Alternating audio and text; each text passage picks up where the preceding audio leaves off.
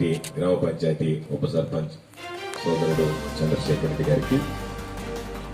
వేదిక మీద ఉన్నటువంటి పెద్దలు అజయ్ కుమార్ రెడ్డి గారికి, నారాయణ రెడ్డి గారికి, ప్రదీప్ కుమార్ రెడ్డి గారికి, భాస్కర్ గౌడ్ గారికి, పద్మనాభ రెడ్డి గారికి, తహసీల్దార్ నాగరాజు గారికి, ఎంపీడీఓ వెంకటేశ్వర్లు గారికి, మండల వ్యవసాయ శాఖ అధికారి జకీర్ గారికి,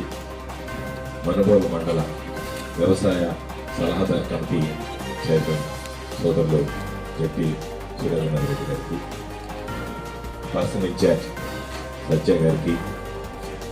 ఈ కార్యక్రమంలో పాల్గొంటున్నటువంటి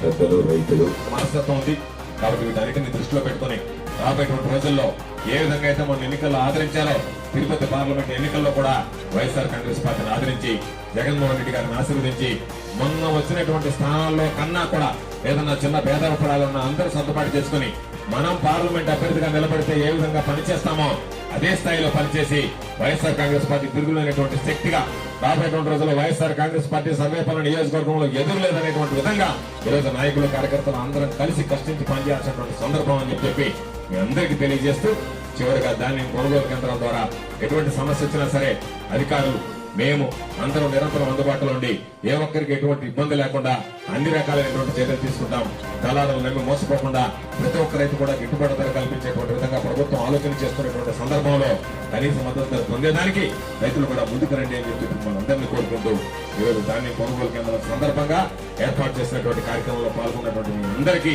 పేరు పేరున చేతులు జోడించి హృదయపూర్వకమైనటువంటి ధన్యవాదాలు తెలియజేస్తూ మీ అందరి దగ్గర సెలవు తీసుకుంటున్నాను.